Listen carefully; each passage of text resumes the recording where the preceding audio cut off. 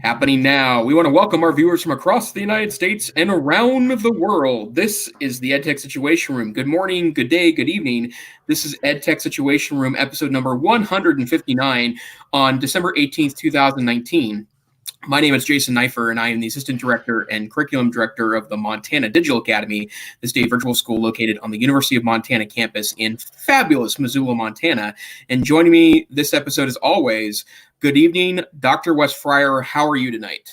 Good evening, Jason. I am wonderful. I am ready to survive and enjoy 2 more days of school, and then the holidays begin. So pretty excited about that. What does the Digital Academy have in store since you're not going to be heading to Spain for 2 lovely weeks? Yeah, to be clear, I would right now be in Seville, Spain. Sevilla, Spain. And I am sad that I am sitting in Missoula. Not sad to be with you this evening, sir, but sad to be in Missoula.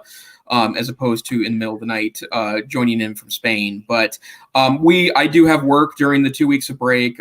We don't have our teachers are off, but I am, in the salt mines every day, if you will. But we'll be relaxing a little bit and working on some longer term projects that are on the fun side as opposed to the day-to-day operations of the state virtual school. And of course, do you have the full 2 weeks off?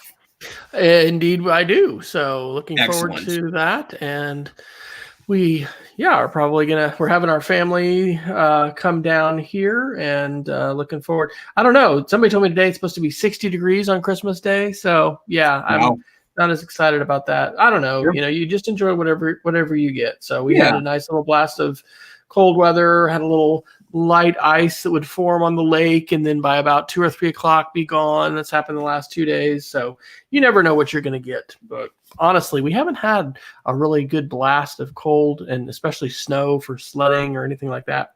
But we'll enjoy what we have. And I'm very, very thankful to be able to, get the time off. So this is one of the things that we savor about being educators, and it's a very important quality of life thing. So yay Christmas break. Well, this is not Christmas break. It is the EdTech Situation Room, but this is a special episode of the EdTech Situation Room. And once a year, Wes and I talk a little bit about what we think would make good stocking stuffers or other gifts for friends and family that kind of has a tech-savvy twist to it.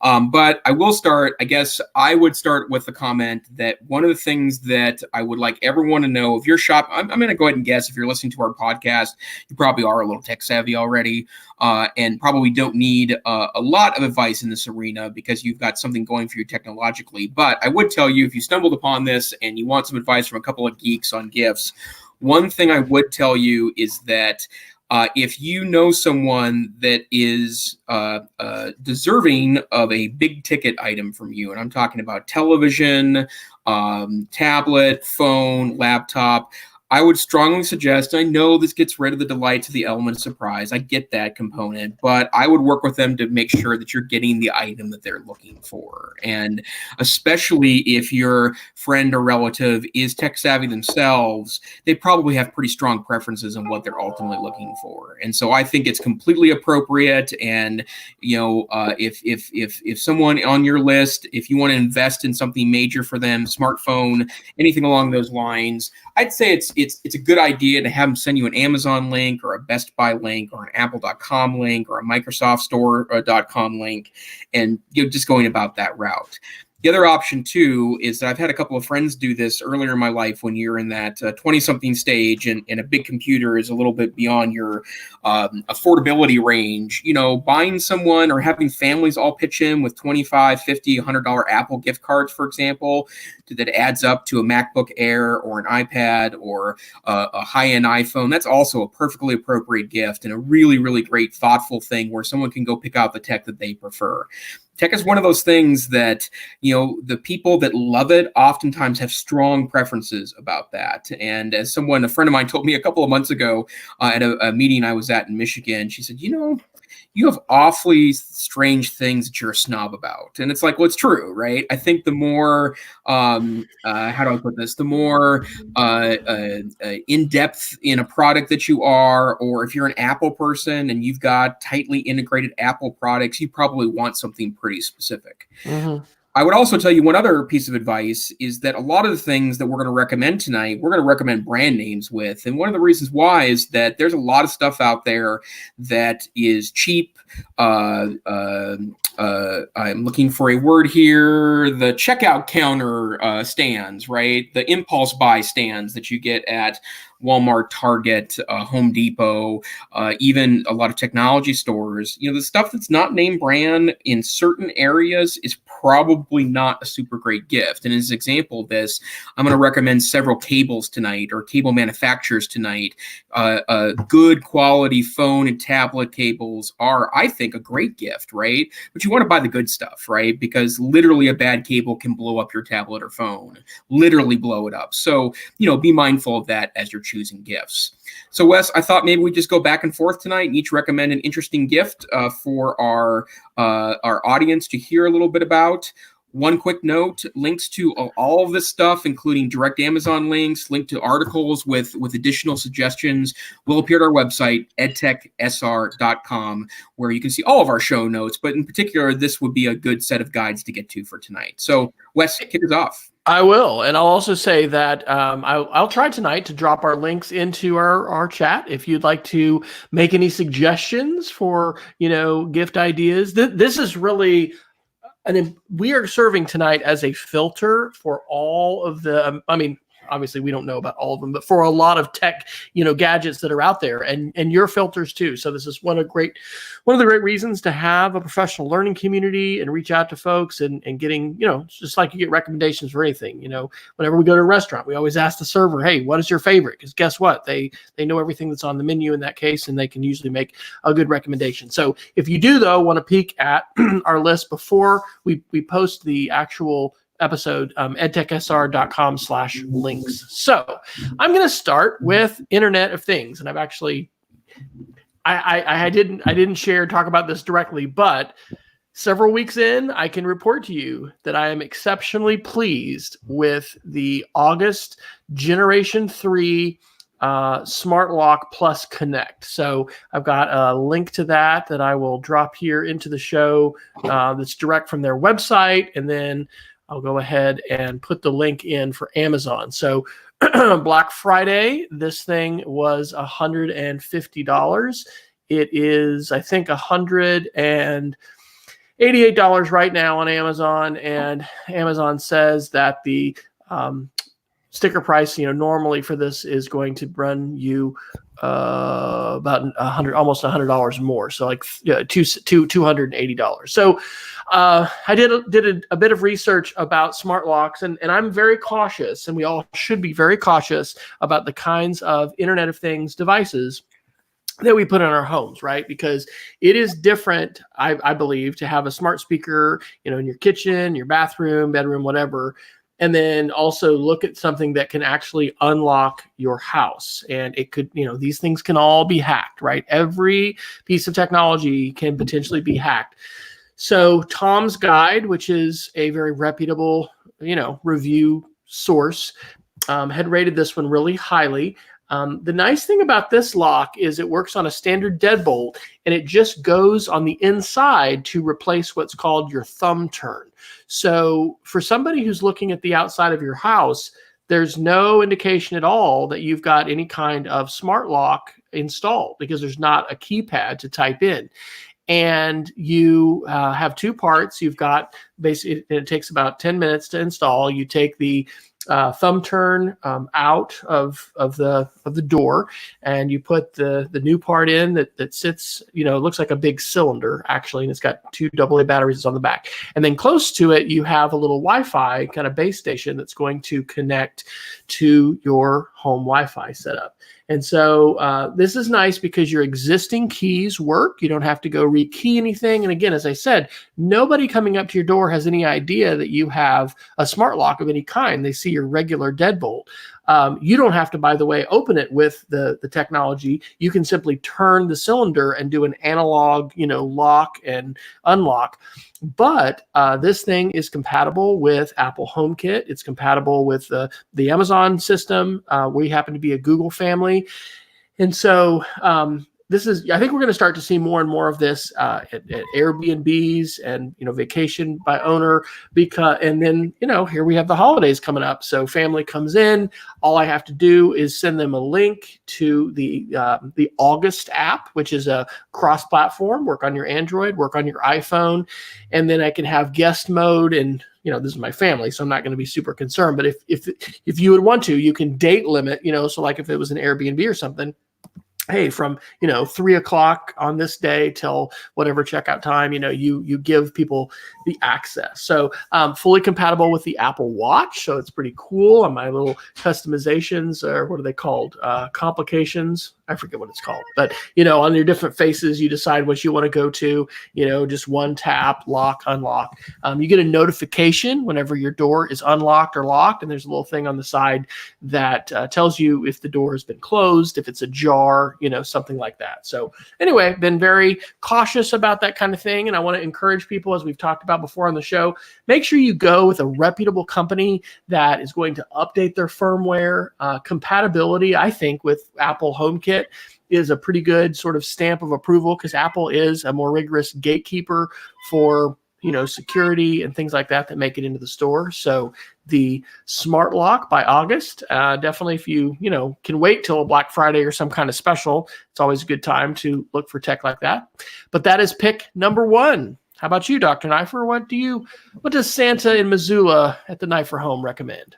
Well, let me also give a smart home recommendation as well. And I would echo what Wes said before. You don't really want to give cheap smart home gifts, because that's just something that, the firmware issue that Wes mentioned. And the other piece too is that there's been a lot of interesting articles, particularly in the Android world, about kind of funky apps that sometimes the cheaper smart home devices utilize. And there are a couple of generic apps that work with a lot of manufacturers, and a lot of these apps are not updated very regularly, which means they could be security risks on your phone itself, or they just don't work very well. And if you really want to go something that's well rated, that you trust, looking at some of the review sites, the Tom Hardware site is excellent. I like the Wirecutter, which is a New York Times property for looking at reviews for things, and they very rigorously test things. But I would make 2 smart plug recommendations. And I like smart plugs as gifts because they really have almost no creep factors to it, right? Smart cameras in your home, smart light bulbs, sometimes people are a little iffy about, but a smart plug is really going to just turn on and off. And I have several of them in my home now and really enjoy them as potential, I got a cat attacking me from behind. Several in my home that turn things on and off in a pretty clever way, and they hook up to both Alexa and Google Home. So the first recommendation I would make, cat. We've had our first on-air cat attack, ladies and gentlemen, mauling. right now on mauling. That's right, on the tech show. Hold on one sec. For the record, we have a new puppy in our home who also likes to bite, and he also likes to make his voice. He uses his voice when we are locking him up in his kennel. So anyway, that was one of the things I said tonight was, all right, you've got to take care of the dog, because we don't want a howling dog. Did he draw blood? Maybe, but Allison came and grabbed Lily the cat. So back to smart plugs, the 2 I recommend, and I've used both of these. And I've used many others, actually. When they're cheaper on sale, I've played around with them a little bit because I like to play around with tech. But the Wemo Smart Plug, it's not the sveltest device. The version 2, which is their lighter plug, is a little better than the version 1, but it's a really excellent product and works extremely well. And the iClever Outdoor Smart Plug, which is a hardy, outdoorsy style plug, also excellent reviews and recommended on a number of sites. But even if they're just experimenting in smart home stuff, they don't have to have an Alexa or Google Home to use it. Your app will do a lot of the functionality. I like them for turning off, for example, my entertainment center after a couple hours to save power. I also utilize it to turn lights on and off outside, lamps in my home that are plugged in and are otherwise hard to access the power switch to. really great way to add some smart functionality to that. And most of the tests I've done on the power usage of those is that even when they're turned off, they don't really draw that much power. And so it could also be a real power savings for your house. And again, links to both of those to Amazon.com are on our website notes, edtechsr.com. And I'm dropping these into the link. So if you happen to be watching the replay on YouTube, you should be able to see the live links, and I'm dropping these in. So we're continuing to use StreamYard as our platform for simultaneously webcasting both to Facebook Live as well as YouTube Live. Shout out to Peggy George. Merry Christmas and Happy Holidays, Peggy. Glad that you could join us. I'm going to stick with the smart home theme for one more thing, and this is going to be not for a smart plug, but for a smart switch.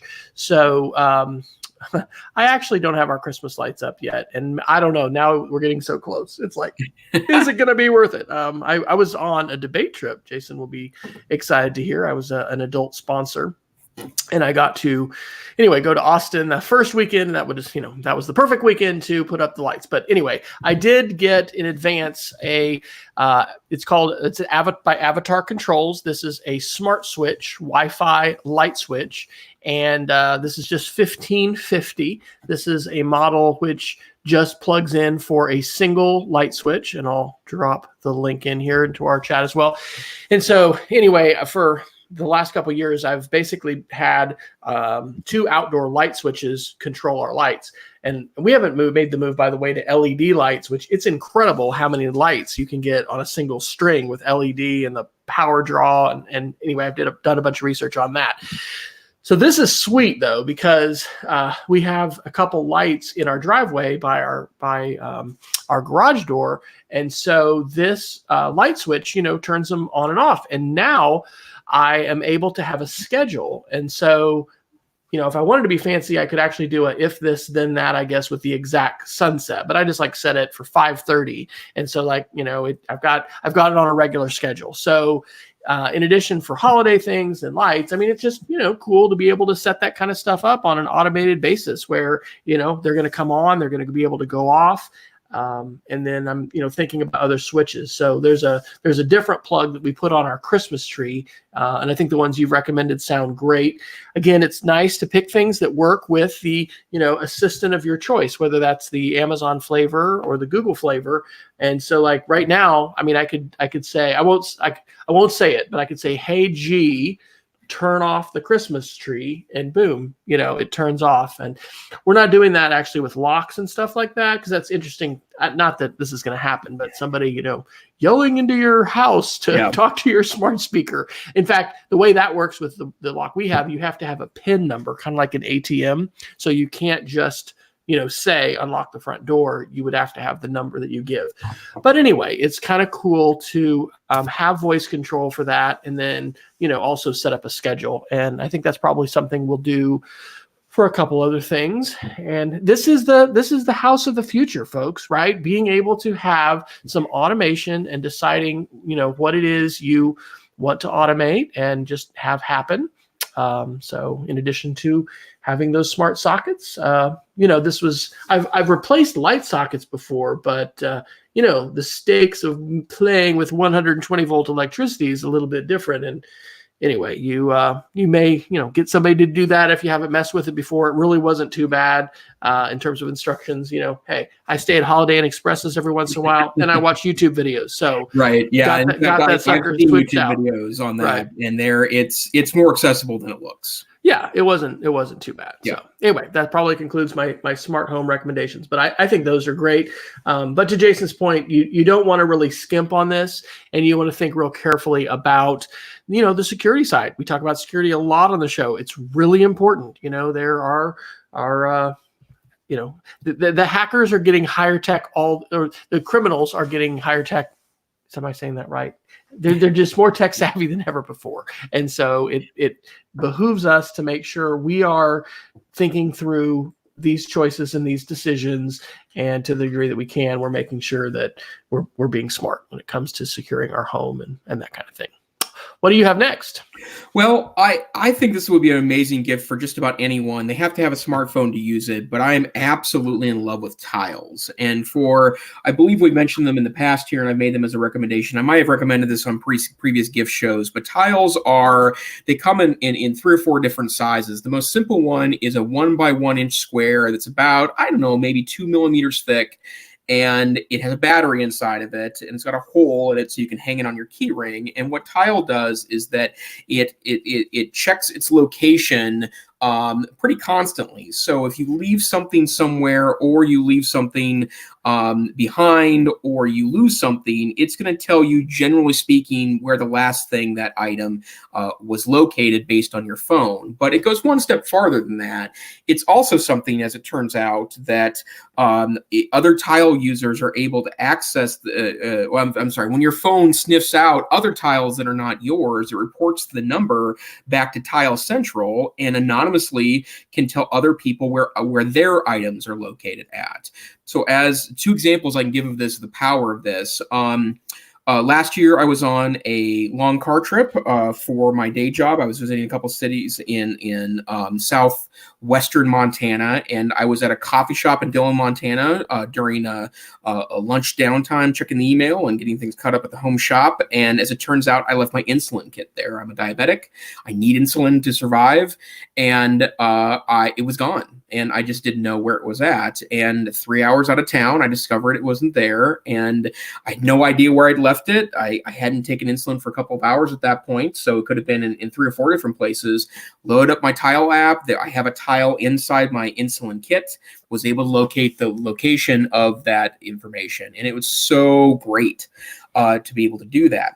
Second example of this that involved other folks was that I did not know if I had taken my keys with me when I had flown out of town, or if I'd let them in my car. I probably shouldn't say that out loud. My keys are in my car when I leave town in a hidden location, and I just didn't know. Right, with a Doberman that's always right there. Right. I mean, I think you have like 10 dogs basically that roam freely. Fence. Yeah.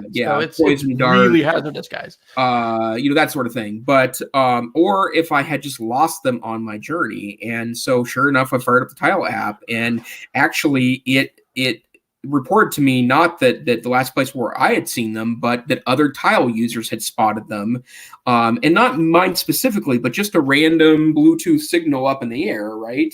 And then reported to Tile's database, and I was able to access that information. And I just really like it.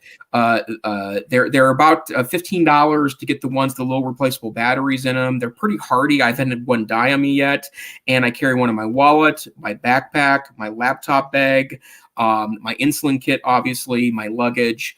And shout out to Peggy George in the audience. It also has a great example. You can also put them on your pets too, if they run away or hide, and you want to make sure they're not in the county over. And my last dog, who was a Houdini of escape artist, who literally at one point had run to the next county, and we used to live in Helena, Montana. Literally ran to the next county. That would have been a useful tip. So great tip, Peggy, on how to use tiles. Great kits available. I have an Amazon link to the wonderful kits on Amazon that involve the slim credit card ones. It's the one I put into my wallet, and then also the sticky ones. And there's also ones you can hang off key rings. Awesome. I'm actually going through my Amazon orders, to recommend here. These are things we've done. So did a bit of an expensive one first to start with that smart lock. Let's do a cheap one. So if you have anybody, in fact, I'll do 2. I'll do one for AirPods and one for Apple Watch. Guys, the Apple Watch is not cheap, but the watch bands, are not. You don't have to go to Apple and spend, a bunch in order to get one. So my recommendation is the Apple Watch XR Sport Band, coming in at $6.75. I'll drop the link to that into our StreamYard. And this is great. I actually got somebody at school, because I I just had the regular black one. This one is blue. And one day I happened to wear a blue shirt. They're like, "Oh, look at that! Your watch band matches your shirt." I'm like, "No, it's just a coincidence." Well, I mean, it did, but anyway, yeah, I'm sure you can get really into that. But that's kind of cool. And I did learn, doing research. It's basically all the watch bands, I think, fit all bands. So in terms of the two sizes, there's the two sizes of Apple Watch. And anyway, just make sure you know which millimeter you have, or that person that you're going to be ordering from. And since this is kind of a cheap one, I'll do a second here real quick. It's related. So the Apple people in your life, this is for an AirPods case. And so again, AirPods, not a cheap gift, not something that you might just, reach out there and get for anybody, but the case, which, in this case, this will, I guess there are some cases that will do wireless charging. So this one, wouldn't be as fantastic as those that do wireless charging, but it comes in about, 25 different colors, and it's, less than $8. This is $7.60. So our 16-year-old thought the yellow one was just the right look that she was needing. So anyway, these are, this would qualify for stocking stuffers, right? Less than $10. If you got somebody in your life with an Apple Watch, or they've already invested, or someone else for them invested in AirPods, yeah, Santa can bring something like that.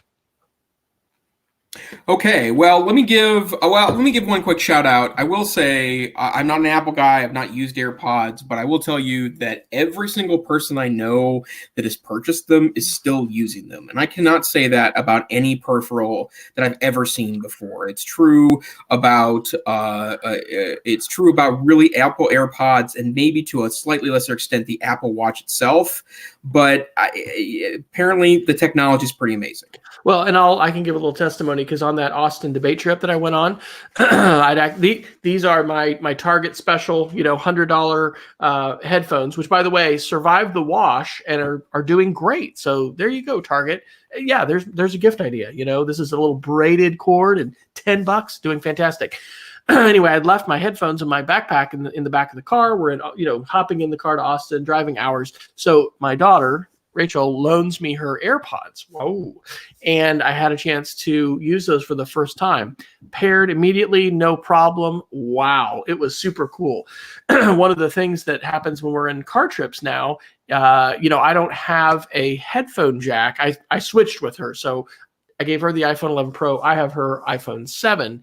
There is not a headphone jack here. So you have to use the Lightning port, put in a lovely adapter, which I have in my bag of tricks. Do you have a bag of tricks? I bet you do. And then you have to plug in your headphones there. And so you can't charge it, and you also can't be plugged into the car, because if you want to use the CarPlay feature, which is really cool, we have an aftermarket stereo. It doesn't work via USB. You have to be plugged in.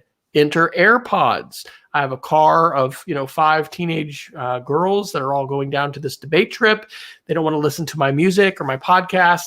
AirPods work beautifully, so I used my plug into the car. Apple Maps works great, and then the AirPods were fantastic, and I got to listen for about half the trip on them. So anyway, I'm not an AirPods user, but I'm not an owner. But I've been a user, and I can share that testimony. They are pretty amazing tech. And of course, what's super tempting is the new, most expensive version, which has the noise canceling, right? And just, would be pretty stellar. So just depends if your budget will accommodate, a couple $100 for something that you put in your ears and could easily lose. Well, let me give you an idea about something that is similar, although I can guarantee not the same quality, but does not cost $100 plus, or in the case of the pros, the $250, $300, right? And way more than this. So I will tell you the ones I'm using right now, and I got to say, in light of the price of them, they are pretty sweet. And these are from a company called Tautronics, and I'll put these links in our show notes. The first pair I bought of these I purchased in June, maybe July, when they first came out. And I got to say that they are pretty high quality. I believe I purchased them for $25. The price after that went up substantially after they started selling. And then They have released a second version. You can buy the original version for $30 right now, and the new edition of those is $60. I have the original edition, but they're basically the same idea. They charge in a little case that plugs in via micro USB. You pull them out, they pair with one another, you put them in their ears, and they kind of look like black versions of the AirPods. They got little hanger down or thingamajiggers, and they fit pretty well inside the ear.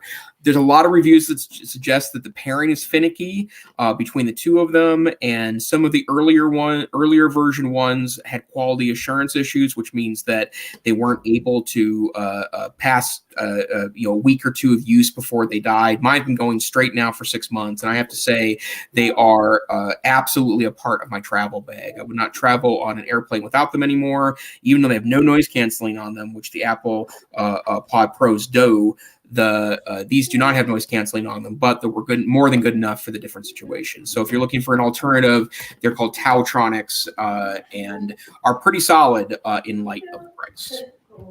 So here's one that is a little different, but it's still techie. I have enjoyed since the summer learning how to smoke various meats on a rather inexpensive $100 portable propane smoker. And whatever kind of smoker or grill you have, the key to successfully smoking meat, as our puppy is running around, and my wife might appear on the show, but she's grabbed the dog without coming behind me, so we won't. Oh, look, we can see him. Hello, Moose. This is Moose. Puppy. Moose.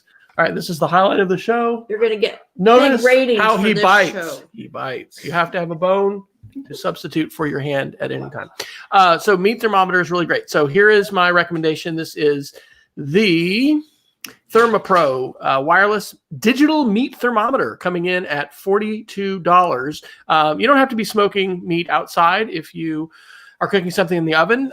This is wireless. It has two different probes. So one is an ambient probe, which actually I didn't know. This little clip thing that comes with it is to clip to your grill so that it, can sit there and not, fall down or whatever. And then the other one, you plunge into your meat and make sure that you're getting the right temperature. But you can set an alarm. In the case of brisket, which I'll include in the show notes, my video I made a few months ago of smoking brisket from Walmart, like a nice $38, $40 piece of meat that can feed a lot of people. Like at about 160 or 165, that's when you reach the stall, and that's usually when people take out the brisket and they'll wrap it in foil or butcher paper, then you put it back in till it gets to about 200 or 205. So key to smoking meat, controlling your temperature, and that is a fantastic thermometer. Of course, I learned about that from a YouTuber who had put the link in the show notes to their video, and the recommendations just continue. But $42 is an investment well worth making if you're going to be doing any kind of meat smoking at all. You want to be safe, and the key is, what is the interior temperature of my meat? And if you can know that precisely, this has, by the way, two different things, so that there's one that sits outside, and then wirelessly, and it's not, I think I said USB. It's like RF or something, but it is wirelessly, letting you know what your temperature is, so you can be warm inside your house and know when it's time to go outside and make a change. Have you experienced or dabbled with smoking meat at all, Jason? Honestly, I really want to get into it. It's one of those things, though, that like any other obsessive thing in my life, the previous one the previous one 8 or 9 times I got obsessed over something ago. It was pizza. And then I think I'm a pretty solid pizza home chef now that can make a great New York style pizza in my oven. But it's something I really want to get into, and I love barbecue. So. Okay. Next thing I'd like to talk about is something that I think is a great stocking stuffer. You can buy one for a relatively low price, but it comes with the same warning that you don't want to buy a cheap one of these, and that is a portable battery pack, sometimes called a power pack. And I've actually got 3 recommendations for our listeners today. The first one is, and I'll show you kind of my ridiculous big one. This is the RAV Power USB-C power bank, and I bought this one about a year ago. The newer one, it has 25% more power in its battery. But the idea behind this particular product is that the power bank is huge to start with. So it's kind of a brick, but it essentially offers the opportunity to charge a USB-C laptop at the same time you charge your cell phone. And it would really be able to charge both of those devices from dead to full twice before it runs out of space. And I love the fact now, and you have to buy special ones, they're called PD or power delivery USB-C devices, but the fact that these are able to charge Chromebooks that are USB-C, the new Microsoft Surface, the MacBooks that are now USB-C, or your phone that are USB-C, plus your phone via traditional USB at the same time is pretty powerful. And this is one of my conference favorites. It's a great thing to stick in the bag. The battery does take some time to charge. So when you go home at night between days of the conference, be sure you plug in your USB that right away into your USB to get as much power back into it. But the RAV Power is a great alternative. I want to make two other interesting recommendations as well. And I was running around the house the best I could on one foot tonight trying to gather these up. I didn't get these other two to show off. But Anchor, which is a great brand that sells at eBay, on Amazon, eBay, and other locations. I believe Best Buy carries some Anchor stuff now. Anchor has a great battery that is a tiny battery. Comparison to this big brick, it's got 10,000 milliamp hours, where this one has 21,000 milliamp hours, about half the amount of space, but it's a tiny little battery. It's really the size of, let's say, four 9-volt batteries, or maybe a stack of 5 or 10 AAA batteries, but it powers via USB-C. It has USB-C out plus regular out for more traditional USB charged devices, but it could charge your phone anywhere from 2 to 4 times, or it also works with that power delivery, so I can use it, albeit with a slow charge, with my laptop. And then one other interesting product that, especially if you're someone that likes multitaskers in your bag, Anchor also does a really interesting battery charger combo. So it's actually a battery that you can charge your phone on, but it also plugs in directly into the wall. It's about the size of a larger power brick for a phone, but it's got that built into it. So you can charge your phone while you're charging your battery, and then use that item as a battery. And I'll make sure, I don't think I have the right link in there, but I'll get the link for that in our show notes. But good quality, well-rated battery packs, excellent stocking stuffers, or if you just don't know what to get your tech-savvy friend, that's an option there as well. Awesome. Well, I'll keep up with some Apple recommendations. Jason and I balance each other a little bit with the advocacy for Android versus the iOS world.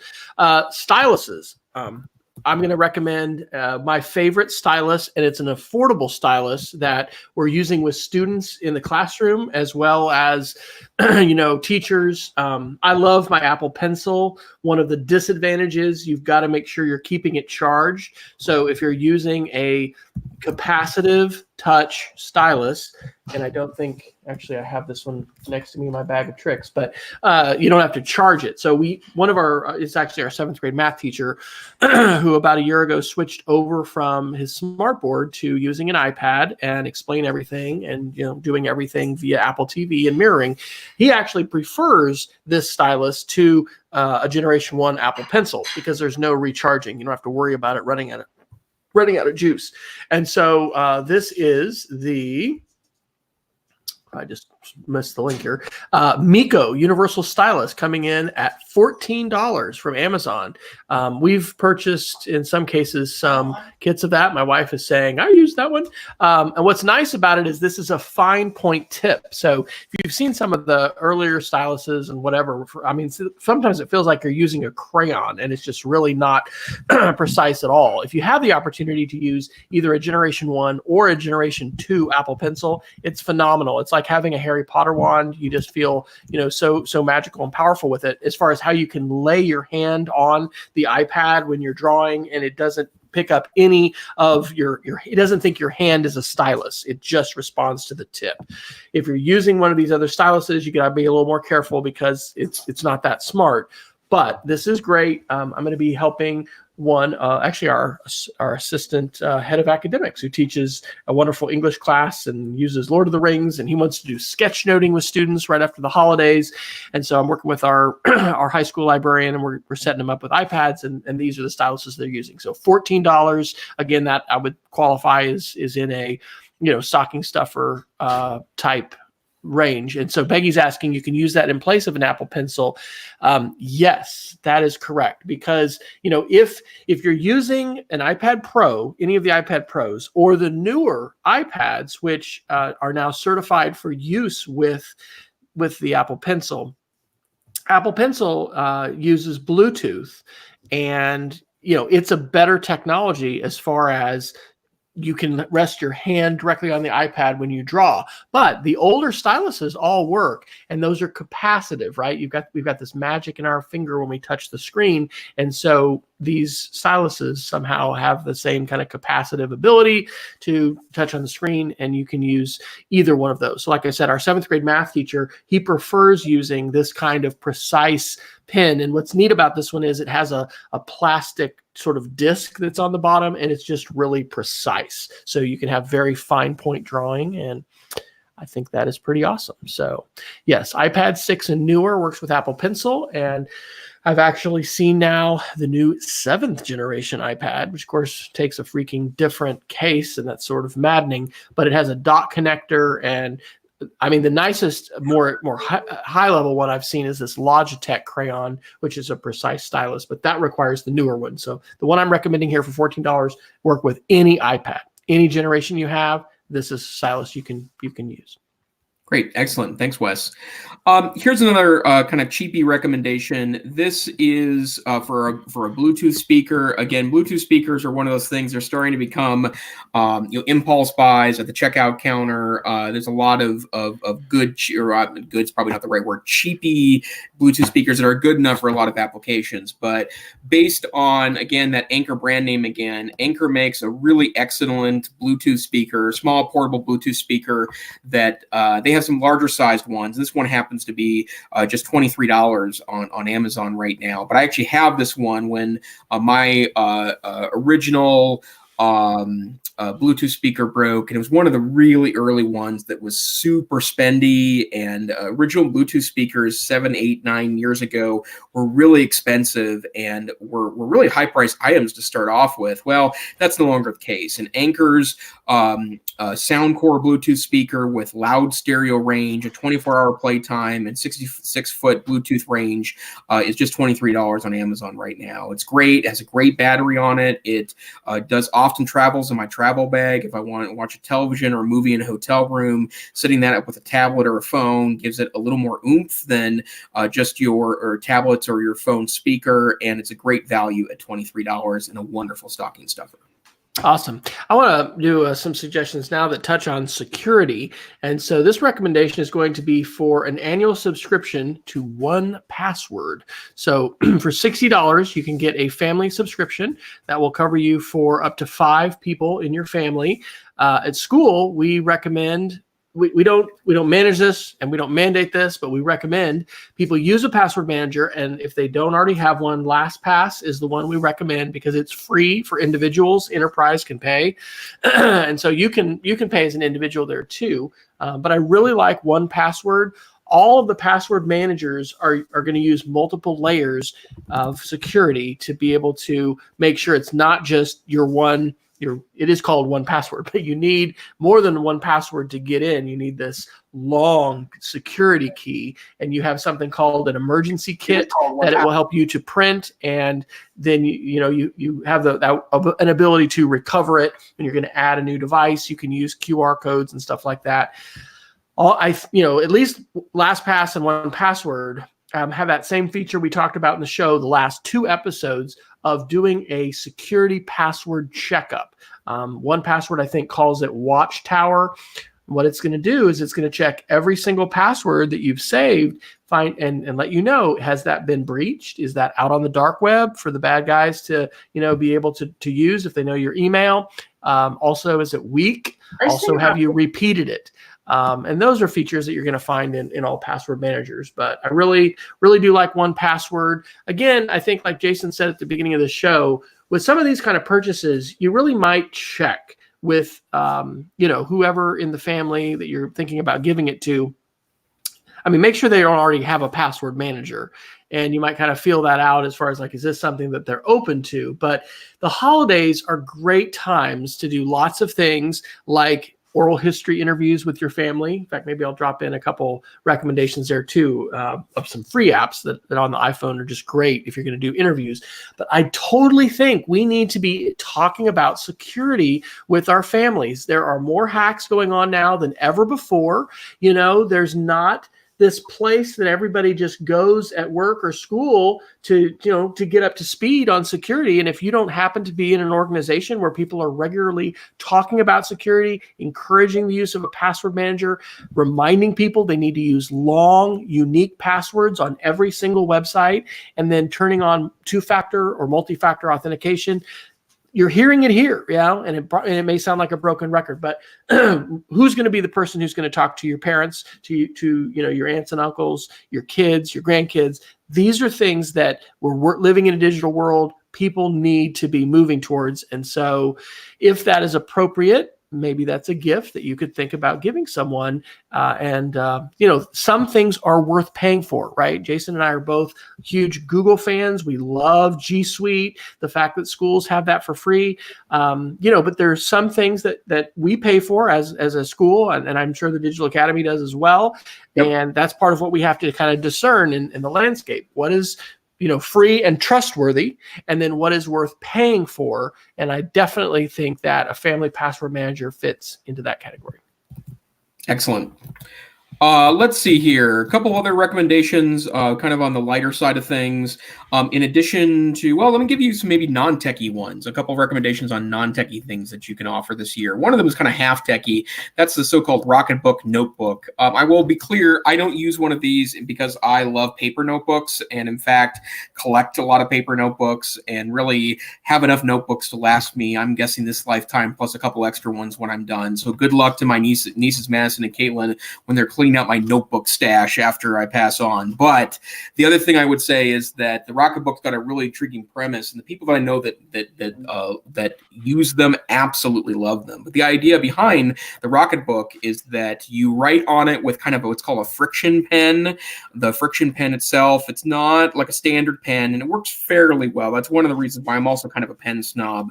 So I use usually fairly high quality pens when I write. But the cool thing about it is you can scan it using an app that's pretty functional app that scans it pretty well. But then also when you're done, you can go and microwave it, and it effectively erases it so you can start over again. So it's the notebook that lasts forever. And again, my friends that have them and like them don't just like them, they really love them. And so it's an interesting techie gift. But let me give the flip side of that. I'm a paper guy. I always have been. I always will be. It's not that I overuse paper. And in fact, I'm totally glad that I've been able to, in part because of how great G Suite is, digitize almost everything. I don't keep a lot of archive files. I scan and throw away quite a bit of things and prefer digital when I can use it, but I am a sucker for a great notebook. And so my recommended notebook, these are really frankly high end because they are pretty expensive. These are Field Notes, which is a notebook created. These are 3.5 by 5.5 inch notebooks. It's a notebook created by a great company in Chicago that also has an office in Portland. It's the Field Notes brand company. And they make these old-fashioned notebooks that kind of mimic what's referred to as seed notebooks, advertising notebooks from the 1940s through, there's still seed notebooks today. They're small notebooks that fit into a pocket.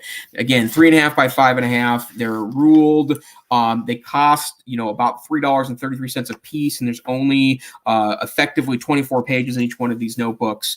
But they have great collector's editions. This is the Yellowstone National Park Field Notes notebook, which I really enjoy. My wife every year for my birthday buys me a subscription to them, a subscription service where they send you a unique one every quarter. That's what this Yellowstone one was. But if you like the 3x5 notebook concept, I can tell you there's gazillions of cheap ones out there too. This is a mass-produced one that I bought 10 of them for $10 on Amazon, and it works just fine too. So sometimes nerds are nerds that aren't tech nerds. And so if you happen to have a paper nerd in your life, like myself, Field Notes brand notebooks.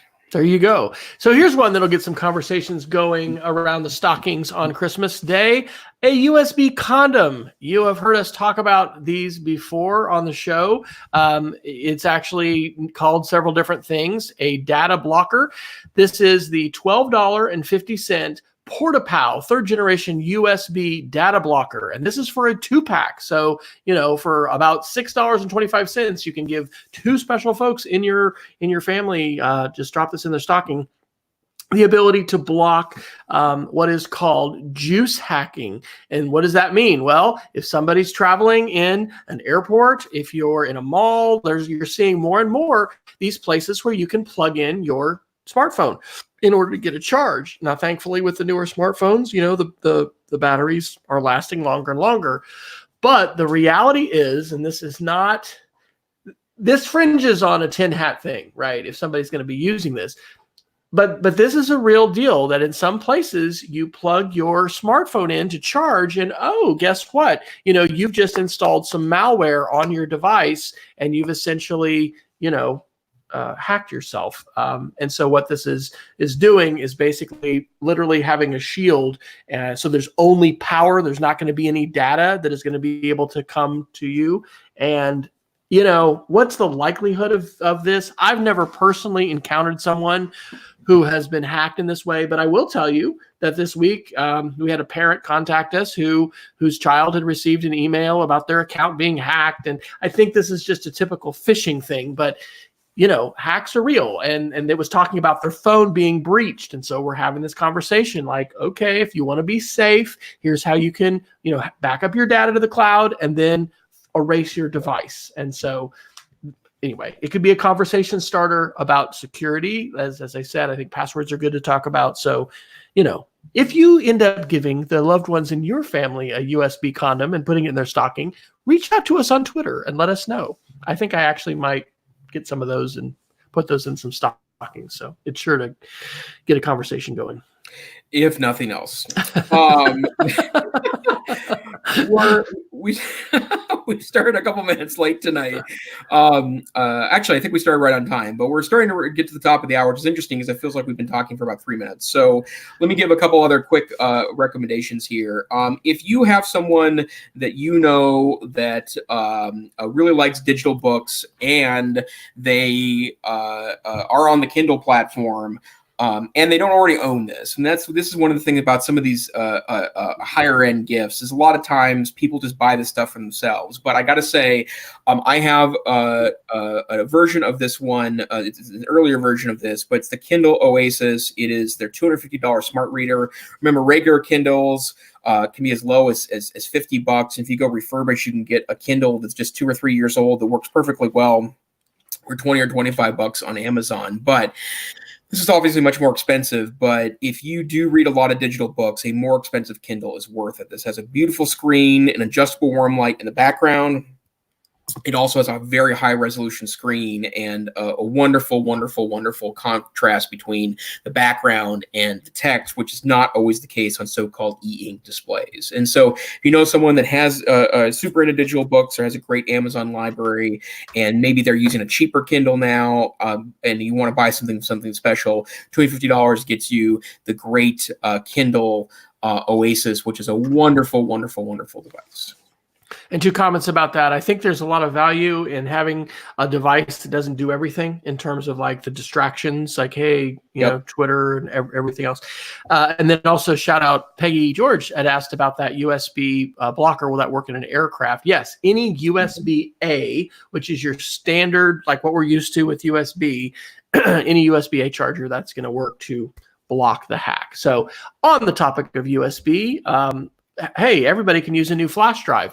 This is the PNY Elite X Fit 64 gig. This is a small, tiny guy. I don't have one here, but we've been using this at school, actually on older computers, because, booting from a flash media drive is way faster than your old spinning drive. So this could actually be something to think about for school. So 64 gigs coming in at only, get it, wait for it, $11. Okay, you can step up to 128 gigs for $19, go all the way to $256 for only $38.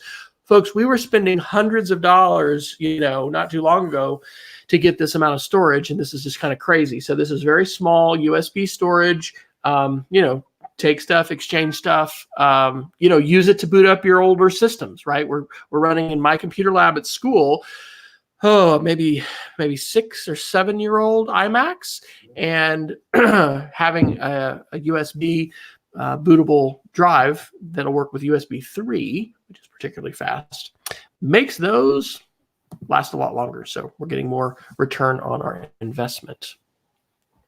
Excellent. Let me give just one more, and then we can do anything else you might have on your list. I will say reviews are back. The so-called Pixelbook Go, which is Google's high-end Pixelbook for this year. The platform is super excellent. Obviously, a little different than their previous effort with the Pixelbook Slate, which was a tablet, and then the original Pixelbook the year before, which is a convertible. But right now, those particular platforms are much cheaper than their retail price. I believe it starts at like $600. It's the Pixelbook Go. It's a beautiful black laptop with a 13-inch screen, and then also kind of a weird ridged bottom, which I'm kind of interested in. But you can get the 8 gigabyte model with an M3 chip in it and 64 gigs of storage, which for a Chromebook is pretty great. Right now, that's going for just $649. And so if you know someone in your life that's a Chromebook user, maybe they're using an older Chromebook or one of the cheaper ones, it is an investment, but an excellent hardware platform, according to every review I've read. This is a repeat from last week's Geek of the Week, but we really need to consider whether or not we should be using a hardware key to do two-factor, multi-factor authentication. And so as an iOS user, the one I have my eye on is basically compatible with both the Lightning format in my iPhone as well as iPad, and then it has USB-C. So this comes in at $70, but this is the YubiKey 5 CI. It's a dual connector. It's got connectors on either side. You can get 2 packs. And so that is, definitely something to think about, maybe for yourself. I don't know if that's a lot to spend if somebody's not willing to make the move. But what that entails is turning off two-factor that text messages you, and really any other form of two-factor except for this key. And so, of course, that means, having access to that key and not losing it. That's a big deal. But I think that's something to think about. And so on the note of last-minute deals, the last thing I will say, and I'll put these in the show notes, I've got about 5 different links from Ars Technica. These date back to November 13th, but this is, favorite tech gifts for under $50, best IoT home deals from December 6th, 10 tech gifts for the home office, 9 gifts for the tech enthusiast, and then most recently, this is from the December 17th, last-minute gift deals on ThinkPads, Echo devices, and more tech. And as an example, one of those things that is listed is the Samsung T5. This is a 500 gig portable solid-state drive. Normally $90, it's $80. So that's still, a cost. But I mean, 500 gigs and it's $80 and it's just, tiny, small. Those were the drives that we actually used on the iMacs initially. And, now these really, really small drives that are like, an inch long or less, maybe, 3/4 of an inch. It's crazy. Those can have the whole operating system and everything, and you can use those to boot up. So other recommendation sites and, those kind of deal sites. I really do like Ars Technica. Shout out to my cousin, Devin Henley, who at one point put me onto that. I hadn't really ever heard of that as a source. And it's honestly one of the, tech sites that I'll check several times a week. I know we kind of have our favorite, go-to sites that we like, and Ars Technica always mixes it up good, and they've got good holiday shopping tech guides. So anything else, Dr. Neiffer? We need to encourage the tech money spending audience to look at this season. Well, I guess I would say one other thing too, that and risk of sounding cheesy, maybe I'm getting reflective at the year end, but gifts don't always have to be traditional gifts. An hour of conversation, a cup of coffee, pretty great gift, right? And I think we have obviously a very heavily consumer culture, and I love giving gifts and receiving gifts really any time of year. But remember, the gift of your time, the gift of your attention can really be an extraordinarily powerful thing, whether it comes with a Pixelbook Go or not. So, keep that in mind as you're coming up with gifts. And then I would also recommend, try out local craft fairs too at this time of year, and find handmade things that are made in your community. Or if you lack something in your community that speaks to you, go to Etsy and find a handcraft maker of things that is not techie at all, really, or maybe complements your tech with something that's handmade. That's also something very worthy and gift wise too. On that note, my two favorite apps for doing audio interviews. It's a great time of year to ask anyone, regardless of age, if we can, interview them to have them reflect on their life or tell about things. Ferrite Studio, Ferrite, is a free app for iOS that I love. The free version lets you record up to 60 minutes. If you want to go longer than that, you have to do the in-app purchase. My other favorite is Voice Record Pro, and don't let the Pro in the title scare you, because it is a completely free app. What's amazing about it is you can record audio as much as you want, as much as your phone will hold, and has kind of an old school like vibe with the recording. You get I'll push record and you'll see it. It gives the old school recording levels, if we can actually see that on the screen. But you can export this as a video. And so that audio file, which you can choose to put a picture with, can be saved to your camera roll, can be shared on YouTube. YouTube has a lot of trash on it. It also has some wonderful, awesome, incredible content. Having had, my friend Bob Sprankle pass away a few years ago, this idea of digital legacy, like if people aren't paying for sites, like does their content go away, et cetera. There's a lot of issues here. Privacy, make sure people aren't, giving away their social security number and their cell phone. And, you may or may not be comfortable with it. And you want to ask people, right? You want to get permission before you share something publicly on the web.